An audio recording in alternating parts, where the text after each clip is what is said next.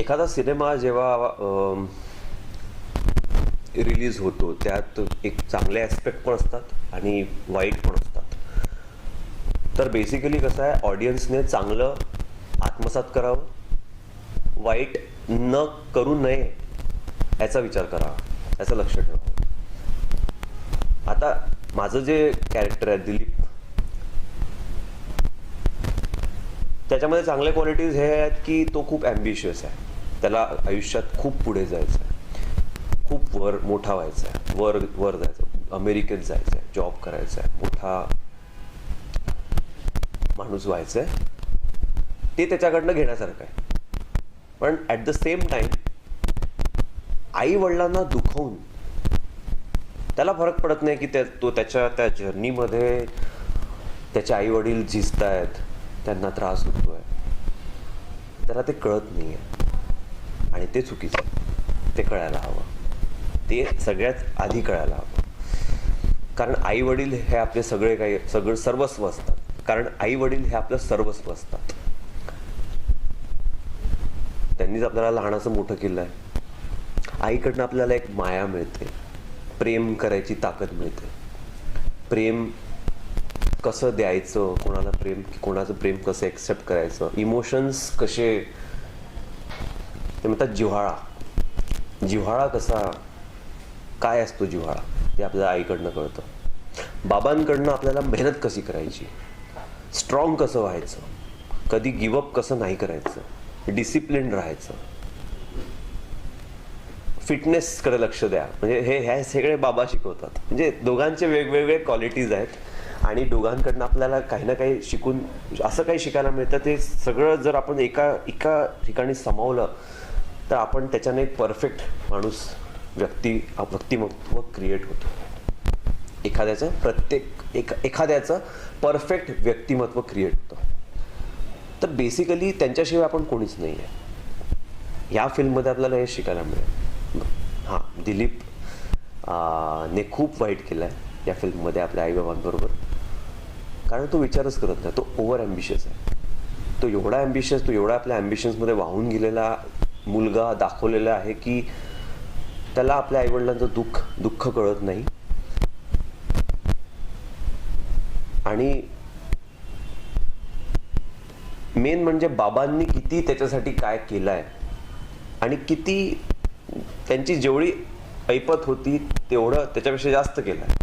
हे याचं ग्रेटफुलनेस असायला हवं, याचं ग्रॅटिट्यूड असायला हवं बेसिकली. तर हे या फिल्ममधनं आपल्याला शिकायला मिळतं. आणि एखाद्या तरुण मुलांनी मुलींनी हे सगळं घ्यायला पाहिजे या फिल्ममधनं, असं मला वाटतं. प्रत्यक्षात तू इंजिनिअरिंग केलेलं आहे आणि यातली व्यक्तिरेखा सुद्धा इंजिनियर झालेली आणि अमेरिकेला जाण्याचं जे त्याचं स्वप्न आहे त्याचं सिनेमात साकार झालेलं आहे. तू ज्या वेळेला इंजिनियर झालास त्यावेळेला तुझ्या समोर काय हे होतं आणि मग तू या क्षेत्रामध्ये आलास त्यानंतर पदवी घेतल्यानंतर काय आहे याच्या गोष्ट? वेल, मी खरं म्हटलं तर माझ्या बाबांमुळे इंजिनियर झालो.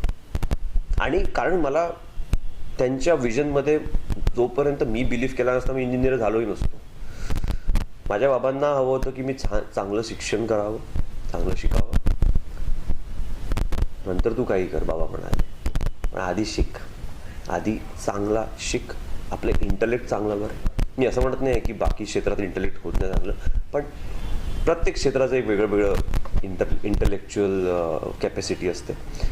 डॉक्टर एक वेगळा इंटलेक्च्युअल असतो, इंजिनियर एक वेगळा इंटलेक्च्युअल असतो, कॉमर्स ग्रॅज्युएट एक वेगळा इंटलेक्च्युअल असतो, ज्याला पैशांचं नॉलेज असतं, फायनान्शियल नॉलेज असतं. तर बाबांना हवं होतं की मी इंजिनियर व्हावं. काय माहिती, आता बाबांनी काहीतरी बघितलं असेल माझ्यामध्ये की मी इंजिनियर होऊ शकतो, मी झालो इंजिनियर. पण आता स्वप्न होतं ते ॲक्टिंग करा. मी 10वीत असताना हे स्वप्न बघितलं, मला ॲक्टर व्हायचं आहे, काहीही करून ॲक्टर व्हायचं. बाबांच्या खूप मागे लागलो, मला ॲक्टर व्हायचं बाबा, मला इंजिनिअरिंग नाही करायचं आहे. तिथे माझं बाबांचा थोडा क्लॅश झाला होता. पण नंतर आता जर मी ते बघतो तर असं वाटतं की बाबांचा निर्णय बरोबर होता. मला चांगलं शिक्षण मिळाल्यामुळे मला प्रत्येक गोष्ट खूप लवकर आत्मसात करता येते. म्हणजे स्मरणशक्ती, काहीतरी शिकायची तळमळता ही जागृत होते एखाद्याच्या आतमध्ये. कारण एक तरुण म्हणजे 18-19 वर्षाचे जे मुलं असतात त्यांचे दिशाहीन असतात. त्यांना नसते माहीत की त्यांना करायचं काय. कधी कधी नाही माहीत असतं त्यांना करायचं काय. ते लोक त्यांचे मित्र जातात जिथे जातात ते पण तिथं मागे मेरा दोस्त डॉक्टर है तो मैं डॉक्टर बनूंगा. अरे वो इंजीनियरिंग का एंट्रेंस दे रहा है तो मैं भी चलो मैं भी चलो मैं अरे कॉमर्स. तुम्ही करा तुम्हाला जे करायचं आहे, पण तुम्हाला कळायला पाहिजे की तुम्ही कशात तुम्ही 100% देऊ शकता. इंजिनिअरिंगमध्ये मी 100% दिलं. मी फर्स्ट डिव्हिजन इंजिनियर, मी फर्स्ट डिव्हिजनमध्ये इंजिनिअरिंग पास केली आहे. पण एक एक एक म्हणजे असं एक काहीतरी, आता मी लहान असताना नकला वगैरे करायचो लोकांचा, म्हणजे आपल्या घरात फॅमिली मेंबर्सच्या, मग नंतर कॉलेजमध्ये प्रोफेसर्सच्या, टीचर्सच्या, स्कूलमध्ये. तर लोकांना खूप मजा यायची, खूप एन्जॉय करायची तिथे. तर मला असं वाटलं की यार काहीतरी एक आहे देवाने दिलेलं ते, आणि त्याच्यात मजा पण येते. असं नाही की फक्त ते करायचं आहे कारण गॉड गिफ्टेड आहे, पण आय एम एन्जॉईंग इट. आणि ते एन्जॉय करणं खूप गरजेचं आहे. लोक करत आहेत म्हणून त्याच्यात जाण्यात काय. ॲक्टिंगमध्ये पण अरे मला टी व्हीवर यायचं आहे, मला आपलं मस्त फेम पाहिजे, मला खूप फेमस व्हायचं आहे, माझे फॉलोअर्स इंस्टाग्रामवर वाढले पाहिजे, हा विचार करून जर तुम्ही ॲक्टर बनायला येतात तर दॅट इज व्हेरी रॉंग. तर बेसिकली तुम्ही एन्जॉय करायला हवं आपलं काम. सेटवर 24 तास कधी कधी काम करावं लागतं, 12 तास नाईट शिफ्ट्स करावी लागते. तर इट्स नॉट इझी. तुम्ही त्या वर्किंग आवर्समध्ये पण तुम्ही झोप न घेता त्याच एनर्जीमध्ये तुम्हाला टेक द्यावा लागतो, ॲक्टिंग करावी लागते, इमोशन्स डिलिव्हर करावे लागतात. तर इट्स नॉट इझी. तर you have to enjoy your work असं मला वाटतं. तर तरुणांना मी हेच म्हणेन की enjoy your work, whatever you are doing. तर मला बेसिकली कळलं की इंजिनिअरिंग करता करता मी डान्समध्ये पण पार्टिसिपेट, आपला ॲन्युअल फंक्शनमध्ये डान्स करायचो, प्लेस करायचो मी. त्याच्यातनं माझं ते म्हणजे ग्राफ असा वाढत गेला, आणि मग क्रिएटिव्हिटीचा ग्राफ वाढत गेला, क्राफ्टचा ग्राफ वाढत गेला, आणि मग मला कॉन्फिडन्स पण माझ्या घरच्यांकडनं मिळाला. ते माझं काम जसं जसं त्यांनी बघत गेले, ते माझं काम जसं जसं बघत गेले, त्यांना पण वाटलं की हा आमचा मुलगा काहीतरी मस्त करू शकतो. त्यांनी पण मला मग सपोर्ट केला. I am very thankful to them, I am very grateful. आणि मला असं वाटतं की मला फक्त लोकांना एंटरटेन करायचं आहे, त्यांना हसवायचं आहे, स्क्रीनवर रडवायचं आहे, त्यांना जो इमोशन मी करतो आहे प्ले स्क्रीनवर तो त्यांना पण फील झाला पाहिजे. मला फक्त हेच वाटतं. मनोज जोशी आणि सुकन्या कुलकर्णी हे दोन मात्यापिता, तुझे दोन दिग्गज कलाकार मात्यापिता याची भूमिका करत होती, आणि तुमचं एक छान कुटुंब या चित्रपटात आहे. तर या दोघांच्या अशा कोणत्या कलागुणांची तुला भुरळ पडली आणि ते तू आत्मसात करण्याचा प्रयत्न केला? खूप खूप खूप गोष्टी होत्या. मला असं वाटायचं की हे एवढ्या इझिली अशा अमुक जे काही आम्ही सीन्स करायचो कधी कधी, तर काही अशा गोष्टी होत्या जे मला असं वाटायचं की यार किती इझिली करतात हे. मला पण करायचं एक दिवस हे सगळं इझिली, एफर्टलेसली, ऑर्गॅनिकली. तर मला पण ते I want to achieve this level of craft. आणि त्या लेवलवर जाण्यासाठी तशी मेहनत आहे. आय एम शुअर त्यांनी किती काम केलं आहे, आणि त्यांचं प्रत्येक काम जसं जसं मी बघत आलो आहे लहानपणापासून आतापर्यंत, किती त्यांचे फिल्म्स बघितली आहेत, त्यांचे फिल्म्स बघितले आहेत, आणि सिरियल्स वगैरे जे काही त्यांनी केलं आहे ते म्हणजे आत्ता कळतं आहे की त्यांनी कशी मेहनत केली असेल, कोणत्या गोष्टीवर त्यांनी विश्वास ठेवला असेल. आणि कारण मला वाटतं फक्त एक इम्पॉर्टंट पॉईंट हा आहे की त्यांचं कन्व्हिक्शन खूप स्ट्रॉंग आहे. एखादं पात्र प्ले करण्यामागचं कन्व्हिक्शन, एखादा पात्र प्ले करण्यामागचं कॉन्फिडन्स एवढं स्ट्रॉंग आहे की ते सहज करू शकतात काही पण, आणि ते मला अचीव्ह करायचं. आणि ते मला त्यांच्यासोबत काम करत असताना खूप काही मला शिकायला मिळालं की त्यांची प्रोसेस काय आहे, ते कसं म्हणजे. आणि त्यांनी मला शिकवलं पण की तू ह्या लाईनला हे वाक्य तू अशा पद्धतीने घेऊन बघ, तशा पद्धतीने घेऊन बघ.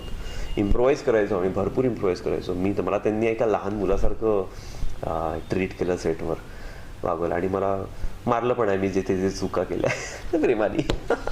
तुमची तिघांची बॅकग्राऊंड जी आहे ती नाटक हा एक समान धागा होता, त्यामुळे हे गिव्ह अँड टेक जी आहे हा. तर ती इझी झाली असं वाटतंय. हो नक्की, पण तीच. प्रेक्षकांनी हा सिनेमा का बघावा तुझ्या मते, त्यांना काय सांगशील? आधी तर प्रेक्षकांनी कोकण बघायचं असेल तर हा सिनेमा नक्की बघा. कोकण म्हणजे दापोली खूप ब्युटिफुली दाखवलेला आहे स्क्रीनवरती. तुम्हाला एवढ्या मोठ्या स्क्रीनवरती खूप छान दापोली बघायला मिळेल.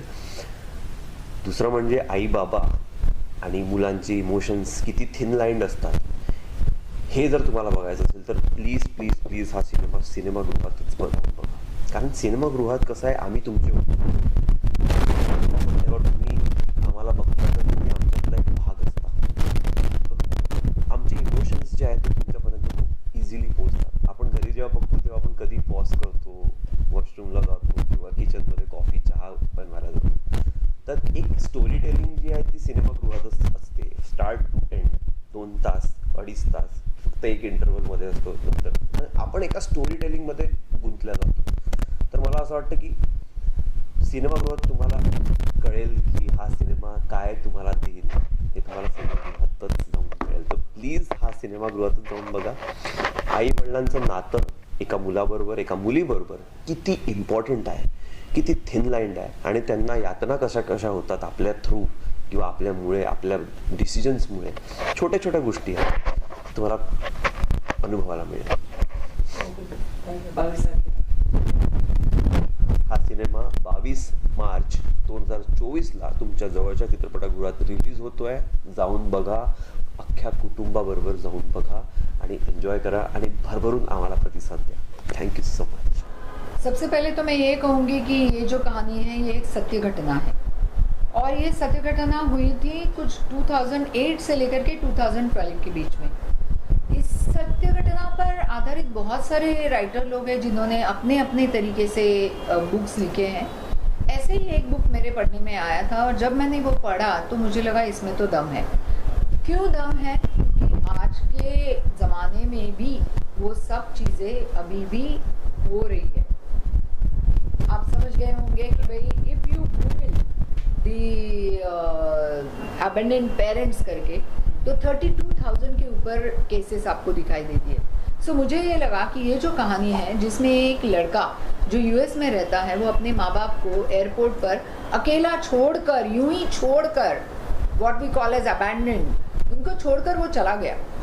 उस वक्त उसे ये नहीं लगा कि भाई ये माँ बाप मेरे माँ बाप है जिन्होंने मुझे पाल पोस कर बड़ा किया है, जिन्होंने मुझे अच्छी तालीम दी है, जिनकी वजह से मैं आज यूएस जैसे देश में जाकर नौकरी कर रहा हूँ या बिजनेस कर रहा हूँ, whatsoever they have given me the education. So ये अगर आप नहीं सोचते हो, अगर आपको आपके माँ बाप के प्रति कुछ भी ख्याल नहीं आता है, तो ये क्या मतलब, फिर आपके जीने का भी कोई मतलब नहीं है, ऐसे मैं कहूँगी. हमारे कुछ ऋण होते हैं, जैसे मातृ ऋण है, पितृ ऋण है, हमारे गुरु के प्रति भी हमारा ऋण होता है. और जो अपने समाज है, आज आपने देखा होगा साउथ में रजनीकांत जी ने ये कहा है कि मेरी जो संपत्ति है वो मैं ऐसे कामों में लगाना चाहता हूँ जिससे कि समाज में जो पिछड़ा हुआ वर्ग है उनको उससे मतलब they can take the advantage of it because I have become big because of them. So इसे कहते हैं अपना समाज का ऋण. सो ये सारे ऋण है अपने, और ये सारे हमें याद रहने चाहिए. अगर आप इंस्टा देखेंगे तो संजय दत्त जी जब भी एक प्रोग्राम में आए थे तब इन्होंने ये बात कही कि भाई वो तो ड्रग लेते थे, वो इवन जेल भी जा चुके हैं. उन्होंने ही ये बात कही है, यू कैन सर्व दैट. तो उसमें उन्होंने ये कहा है कि जब नरगिस जी मतलब बहुत बीमार थी तब उन्होंने उनसे कहा था कि संजू बाबा आके मेरे पास थोड़ा बैठ. But he was in that नशा, he could not understand at that time. But आज की डेट में उनका ये लाइन है, आप इंस्टा में सर्च कर सकते हो. उन्होंने ये कहा है कि आज मुझे इस बात से बहुत बहुत दुख होता है कि क्यों मैंने उस वक्त मेरी माँ को 2 मिनट नहीं दिए. आज मेरी माँ नहीं रही है और मैं मतलब ये बोझ तले दबा हुआ हूँ. सो ये सब सारी चीज़ें जो है ना वो सब उनके जाने के बाद आपको लगेगा, तो इसका कोई मूल्य नहीं है. आपको ये माँ बाप का जो ऋण है, जो माँ बाप अपने लिए करते हैं, ये आपको, आप वो जब जिंदा है उस वक्त ही आपको पता चलना चाहिए।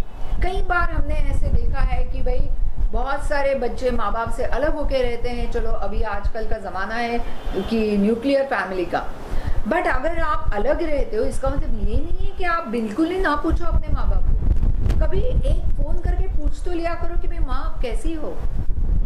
फादर को पूछ लिया करो कि पापा सब ठीक चल रहा है ना, कुछ ज़रूरत है। उनको कुछ ज़रूरत नहीं होती है, सारी ज़रूरतें फिनिश होती है।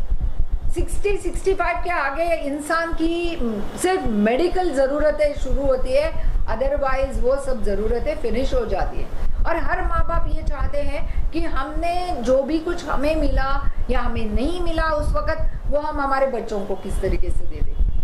उनके जब अपब्रिंगिंग करते हैं तब हर माँ बाप ये सोचते हैं।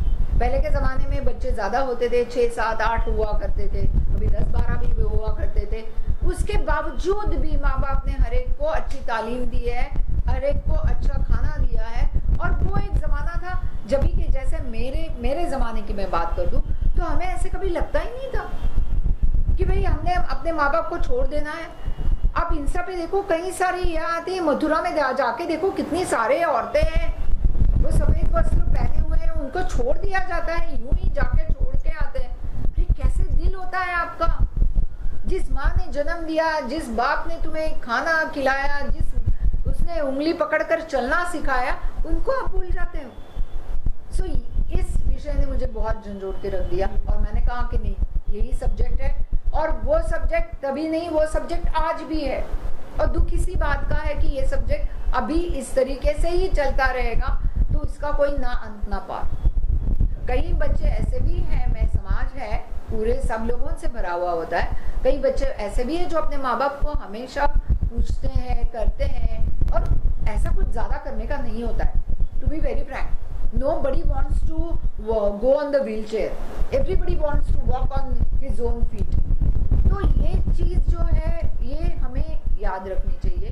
कोई और माँ बाप का हाथ है ना, हमेशा ऐसे रहता है बच्चे की तरफ और हमेशा आशीर्वाद का होता है। सो ये चीज़ कोई बच्चा ना भूले कभी भी कि जो है। इवन संजय दत्त जी ने ये भी कहा उसमें कि भाई आज मुझे पता चलता है जब मैं जेल में था तब कोई नहीं आया था मेरे लिए। जिसको कुछ तकलीफ हुई है तो सिर्फ मेरी फैमिली को। सो ये बात आज वो अपने अनुभव से कह रहे हैं। सो ये चीज़ का हमें ख्याल रहना चाहिए। और मुझे लगता है कि आज की जो ये चल रहा है जनरेशन्स, उनके लिए ये सब्जेक्ट बहुत ही इम्पोर्टेंट है।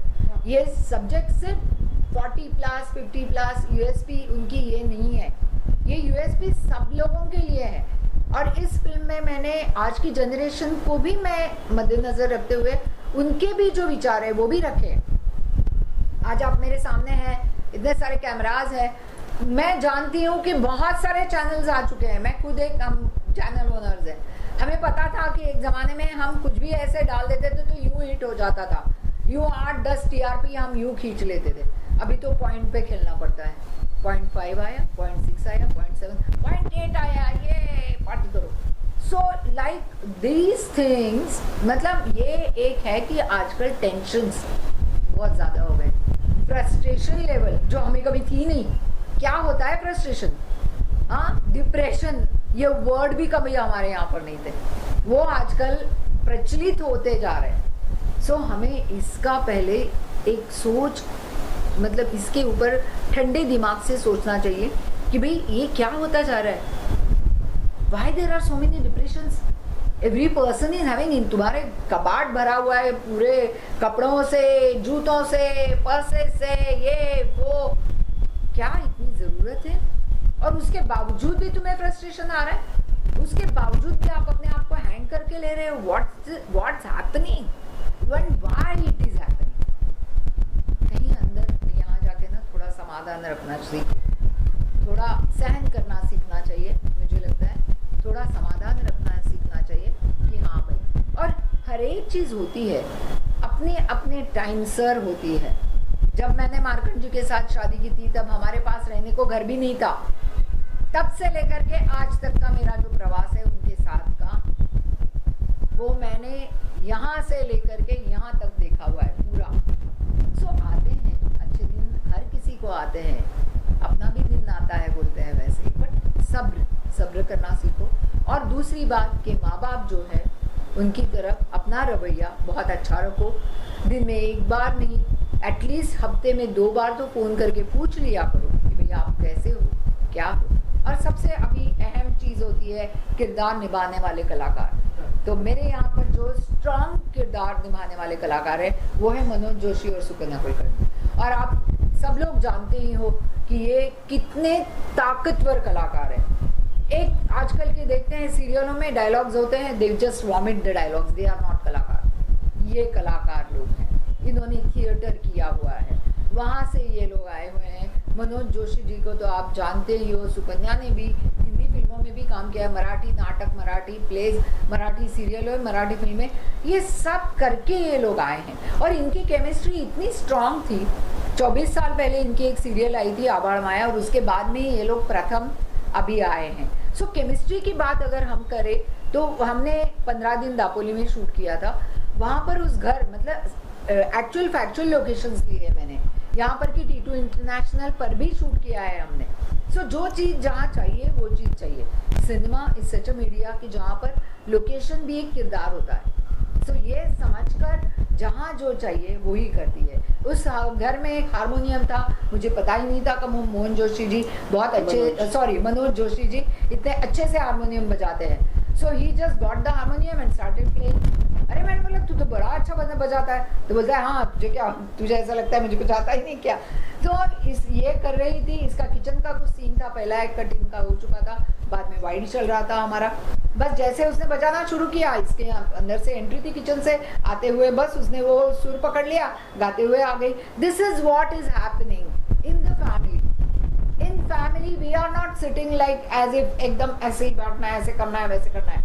जो हमारे घर में हम एक नेचुरल वे से घूमते हैं, चलते फिरते, यही एक नेचुरलता, यही एक तरलता, यही एक भावनिकता मैंने इन दोनों में पाई है। और इसके लिए तो मैं ये कहूँगी, इतने प्रसंग, बहुत ही हेवी प्रसंग थे, बहुत ही इमोशनल प्रसंग थे, एक बार भी इसने कभी ग्लिसरीन नहीं यूज़ किया। No never. नल को पानी नहीं आएगा, इसके आंखों में तो यूज 60। सो ये है कलाकारों की जादू। और अब आते हैं संगीत की तरफ। तो वैशाली तो मेरी बहुत ही अच्छी दोस्त है, एकदम करीबी दोस्त है। और इसने इस वक्त इसने गाना लिखा भी है, हम दोनों ने मिलकर मतलब हमेशा करते हैं, और बहुत अच्छी तरीके से गाना आया है। ये ज़्यादा करके लाइटर सॉन्ग्स के लिए प्रसिद्ध है, जैसे दाजीबा उसका पॉपुलर हुआ है, कोमड़ी पड़ाली पॉपुलर हुआ है। बट ये टाइम का जो सॉन्ग एक ठहराव वाला है, और बहुत अच्छी साथ मिली है हमें इसमें सुदेश भोसले जी की। सो एक पूरी तरीके से एक परिपूर्ण फिल्म, ऐसे मैं इसको कहूँगी। और मैं ये कहूँगी कि 22 मार्च से ये film all over Maharashtra release हो रही है। तो आप हर कोई सिनेमा घरों में ही जाकर ये फिल्म ज़रूर देखिएगा, आपको ज़रूर अच्छी लग जाएगी। और आज की तारीख में मैं ये बोलती हूँ, मेरी बहुत कॉस्मोपॉलिटन फ्रेंड्स मेरी बहुत है, हालांकि अभी मराठी बहुत कम रह गए क्योंकि मैं जू में ही रहती हूँ इतने सालों से। But see Marathi films, they have got the content, it has got a strong content value. और बहुत सारे लोग मुझे आजकल ये कहते हैं कि कंचन हमें मराठी फिल्में बहुत अच्छी लगती है, और टिकट निकाल के वो देखने जाते हैं। हालांकि इसकी फिल्म अभी जो हिट हो गई, सुपर हिट रादर, बाईपण भारी देवा, सो देखने के लिए बहुत सारे इसको भी मिले। हम जहाँ शूटिंग कर रहे थे दापोली में, गुजराती कपल आया हुआ था वहाँ पर, उन्होंने इसको बताया कि हमने आपकी फिल्म देखी, हमको बहुत अच्छी लगी। So I am happy that the cosmopolitan audience is coming for our cinema. Ma'am आप बताइए कैसा एक्सपीरियंस रहा किरदार निभाने का। कंचन मैम ने जिस तरह से इमोशनल जर्नी तय की, एज ए एक्टर आपकी कैसी जर्नी रही है इस किरदार के साथ में, और फिल्म के साथ में कितना कनेक्ट किया एज अ पर्सन आपने? बहुत अच्छी। और मैं मराठी फिल्में ज़्यादा नहीं की है, क्योंकि अगर करनी है तो अच्छी करनी है मराठी फिल्में। लेंथ नहीं देखती हूँ, इम्पोर्टेंस देखती हूँ। लेकिन इस फिल्म में लेंथ भी है, इम्पोर्टेंस भी है, और एक इमोशंस है अलग। और मुझसे 10 साल से बड़ी मैं किरदार निभा रही हूँ, और उसमें मेरे साथ मनोज जी है, जो 24 साल पहले हम दोनों ने एक साथ काम किया था। वो वापस हम लोगों को चांस मिल रहा था, तो इसलिए मैंने काम किया। और बेसिकली जो स्टोरी है, जो कथा है, वो बहुत ही अच्छी है। हमारे इर्द गिर्द कहीं ना कहीं हो रहा है, होगा, हो गया है, तो इसलिए वो ज़्यादा अच्छा लगा। और दूसरी बात ये होती है, एक किरदार जब हम लोग निभाते हैं तो सिर्फ अकेले हम कुछ नहीं कर सकते। आजू बाजू में जो कलाकार है, जो सह कलाकार होते हैं हमारे, वो भी अगर उतने अच्छे होते हैं तो ना हमारी भूमिका बहुत अच्छे तरीके से आती है। या जो लेखक लिखता है हमारे लिए डायलॉग, वो भी बहुत महत्वपूर्ण होते हैं कि उन्होंने कुछ सोच समझ के लिखा है। दिग्दर्शक जो होते हैं वो भी सोच समझकर दिग्दर्शन करते हैं, ताकि उनके दिमाग में पूरी फिल्म होती है और हमारे दिमाग में सिर्फ हमारी भूमिका होती है। तो उनके दिमाग से अगर चले तो अच्छा रहता है। हम लोग इनपुट्स डाल सकते हैं लेकिन उसको डिस्टर्ब नहीं कर सकते, क्योंकि जैसे गाने का होता है एक लय होती है, वैसे एक फिल्म की होती है। और दूसरी बात ये होती है कि वो शुरुआत होती है, फिर इंटरवल, फिर प्रेजेंट होता है, तो इसलिए उसमें ज़्यादा डिस्टर्ब नहीं करता है। लेकिन काम करते समय मुझे ऐसा लगता है सिर्फ शब्द ही नहीं बोलते हैं, आपकी आँखें भी बोलती है, आपके हाथ बोलते हैं जो उसका उपयोग करना चाहते हैं। तो मनोज जी के साथ काम करते हुए इन सारी चीज़ों का मैं उपयोग कर सकती किया है मैंने, ताकि वो भी वैसे ही है कि आँखों से बोलने वाले। कुछ चीज़ें ऐसी होती है जो आँखों से बहुत कुछ बोल जाती है, बिटवीन द लाइन्स जो होती है वो उसमें बहुत आता है, तो वो करने का चांस मुझे मिला। और बम्बई से बाहर जाके ज़रा शूटिंग किया हमने, जो दापोली में हम लोगों ने शूटिंग किया, तो वहाँ का भी माहौल एक अलग होता है। और वहाँ रियल लोकेशन पे हम लोगों ने शूटिंग किया है। जो घर दिखाया है वो रियल है, और जो टेम्पल दिखाया है या फिर टीटू पे हम लोगों ने शूटिंग किया है। तो ऐसे जगहों पे जाके जब शूटिंग करते हैं तो वहाँ का जो एक फील होता है, उस घर का जो एक फील होता है, तो वो भी एक अलग होता है। तो उसमें जो बर्तन होते हैं वो भी वहाँ के यूज़ किए हमने, तो बर्तन का भी एक अलग कुछ कहना होता है। तो इन सारी चीज़ों से ये भूमिका बनती है ऐसे मुझे लगता है। और ये साकार करते हुए मुझे बहुत आनंद मिला कि जो इमोशंस भी है, बच्चे के साथ एक अलग रिलेशन है। जो तुषार, जो आजकल हिंदी सीरियल में बहुत काम कर रहा है, आर के तुषार, राइट, तो उसका वैसे नाम है, वो है सुशांत जी शेलार है, जो स्थानिक कलाकार है वहाँ के, जो दापोली में रहते हैं, उन्होंने भी हमारे साथ काम किया है। और वो करते हुए भी बहुत अच्छा लगा, इसलिए क्योंकि वहाँ का जो एक्सेंट है वो बराबर हम लोगों ने कैच किया है। तो क्योंकि हर जगह का एक अलग अलग एक्सेंट होता है, जैसे हमारे पुल देशपांडे जी कहते हैं कि एक फरलांगावरती भाषा बदलते, वैसे हर एक, जैसे बम्बई के अलग मराठी है, पुणे के अलग मराठी है, कोल्हापुर की अलग मराठी है, वैसे कोकण की एक अलग मराठी है, या कुछ ऐसे होना गो ऐसा कुछ हेल होता है। तो वो जो है, और वहाँ के जो हम सब लोग फूडी है तो मुझसे दिखाई देता है, इनसे दिखाई नहीं देता कि फूडी है। तो वहाँ के जो पानगी है, अंबोली है, या थालीपीठ है, तो मोदक है, तो वहाँ के जो पदार्थ है वो भी खाने का मौका मिला। और वो फिल्म में दिखाया है, ऐसा नहीं किसी भी हम लोगों ने खाया, तो वो दिखाया भी है। तो इन सब चीज़ों से वो फिल्म एक बहुत अच्छी बनी है, और वो हर एक को अपनी फिल्म लगी। और जो सब्जेक्ट है वो तो अभी बताया कंचन जी ने क्या सब्जेक्ट है, और ऐसा हमारे साथ कभी ना हो, इसलिए हमें सतर्क रहना चाहिए, इंडिपेंडेंट होना चाहिए पेरेंट्स ने भी, ऐसे मुझे लगता है। जो बच्चों को तो हम शिक्षा देते ही है, अगर बच्चा कहीं इधर उधर हो जाए, फिर भी हम लोग माँ बाप है, तो हमें उनको माफ़ करना है, उनको दूर नहीं करना है, क्योंकि दूर करने से परिस्थिति और भी ख़राब हो जाती है, और समझाने से, समझने से वो नज़दीक आ जाएंगे। और एक मैं भी किसी की बेटी हूँ, तो मैं मानती हूँ कि उन्होंने शिक्षा दी है, तो मेरा भी एक फ़र्ज़ बनता है कि दिन में हम तो, जब हमें पार्टी करनी होती है, जब हमें घूमने जाना है, तो हम लोग वक्त निकालते हैं। तो हमारे माँ बाप को सिर्फ एक फ़ोन करना है हमें, और आजकल तो फ़ोन तो हमारे हाथ में रहता है, तो कभी भी हम लोग फ़ोन कर सकते हैं। तो एक फ़ोन करके सिर्फ पूछना है हमें कि तुम कैसी हो, मैं हूँ तुम्हारे साथ। कुछ लगा तो मुझे बता देना। बल्कि जैसे कांचनजंगा, उनको किसी बात की ज़रूरत नहीं होती है, सब होता है, सिर्फ ये संवाद जो होता है, डायलॉग जो होता है, वो बहुत ज़रूरी होता है और वो बहुत सुकून देते हैं उनको। तो और जो भी आज तक जो भी मुझे मिला है, मैं समझती हूँ कि उनके आशीर्वाद से ही मुझे मिला है, या मेरे जो आजू बाजू में मेरे मामा है, काकू है, जो भी है, उनके ब्लेसिंग से मुझे ये सब मिला है।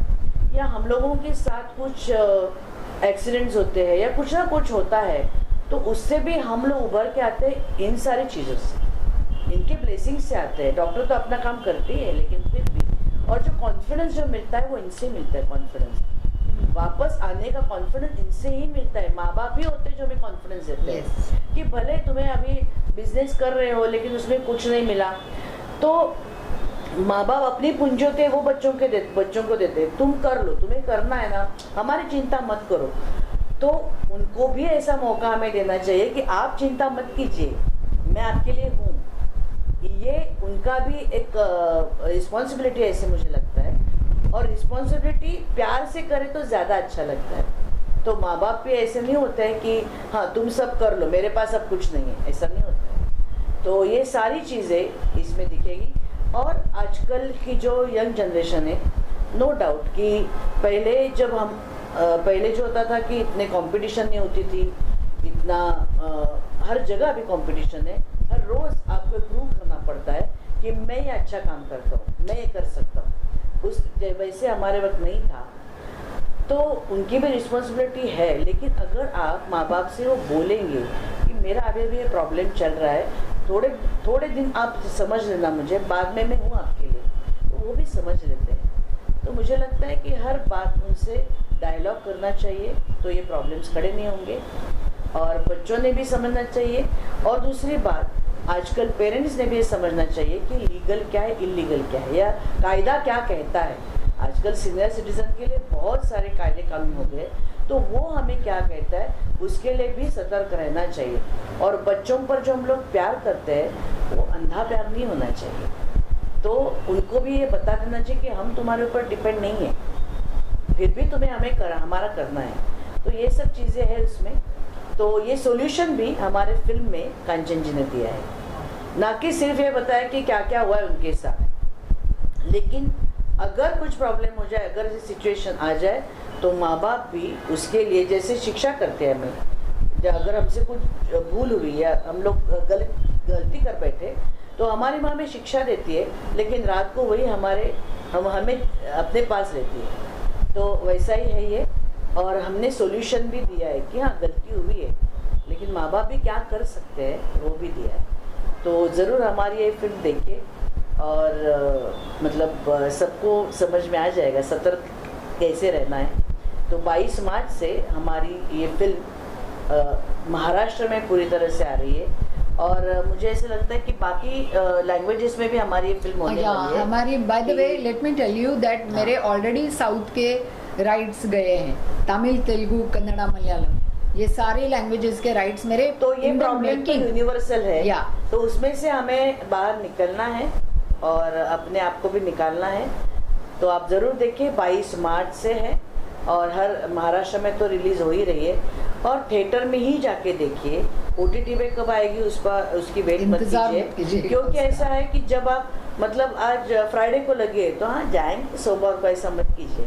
आप फ्राइडे को ही बुकिंग कीजिए, पहले 3 दिन ही आप हाउसफुल कीजिए, तो आगे जाके हमें मल्टीप्लेक्स में थिएटर मांगना नहीं पड़ेगा, अपने आप को देना पड़ेगा। तो आप ज़रूर जाइए, और जो हमारा ऋण है आपके ऊपर वो हमें अच्छा लगेगा आपके ऋण में रहने के लिए।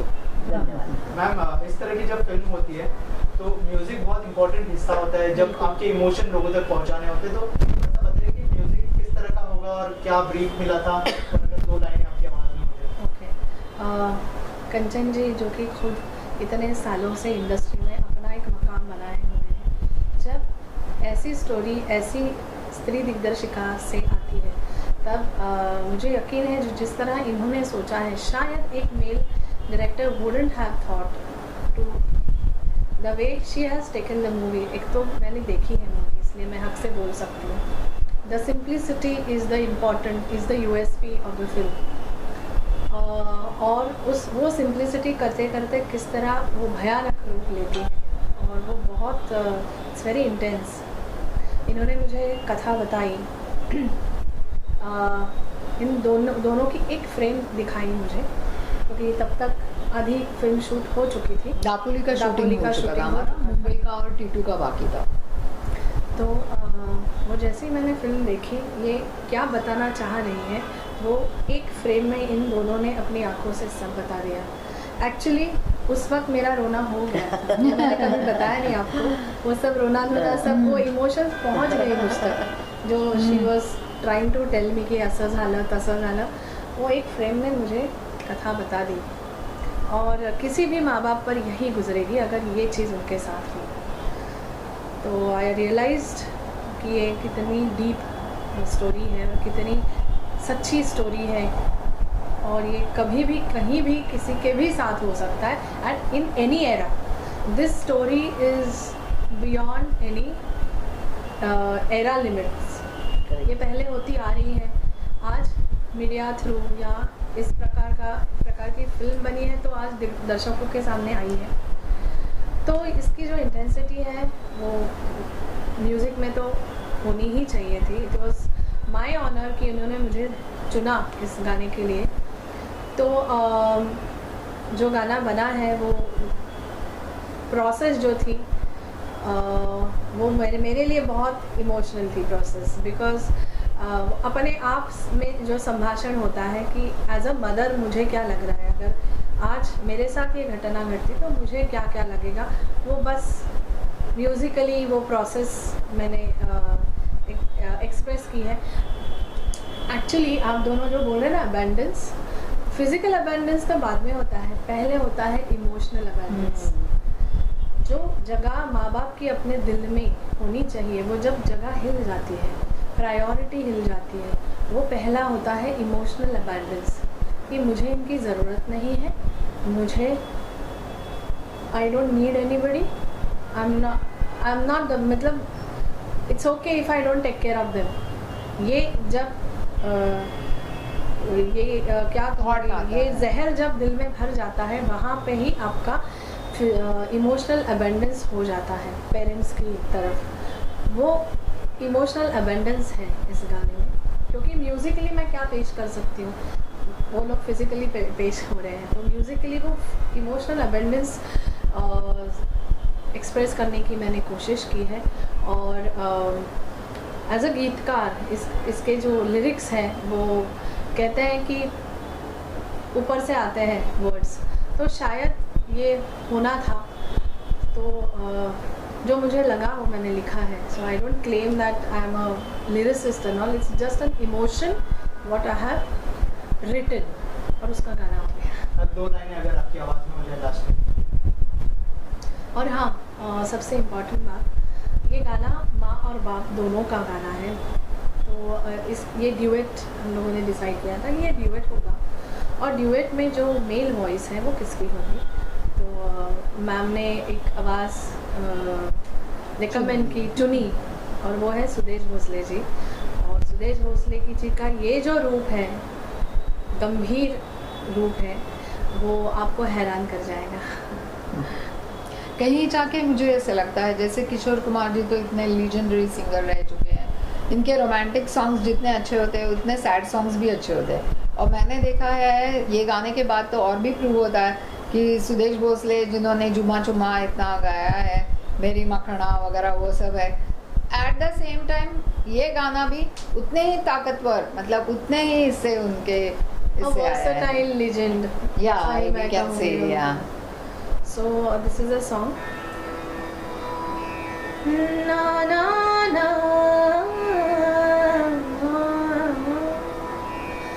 आज अंगाई झाली अबोल,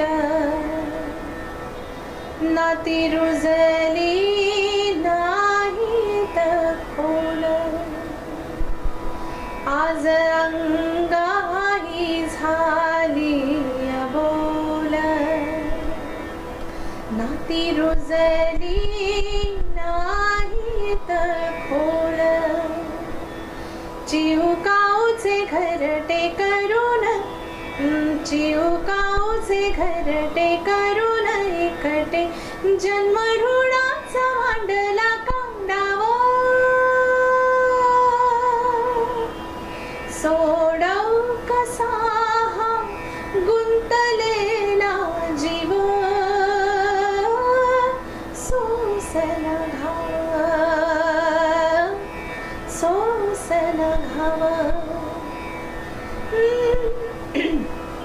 सुदेशी कांतराव गातील दैव रुसले हसले आले निर्माल्य ओंजळी खेळी जीव घेणी करून गेली आयुष्याची होळी जन्माघातले विखार वादळ पिसाळ दाही दिशान सैर भैर नावो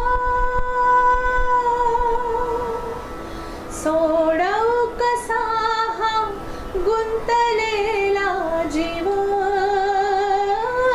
सोसला घाव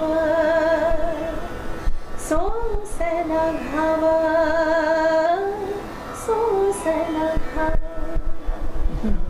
आप बता सकते हैं तालियां thank you so much and आपको अच्छा लगा जैसे ऑल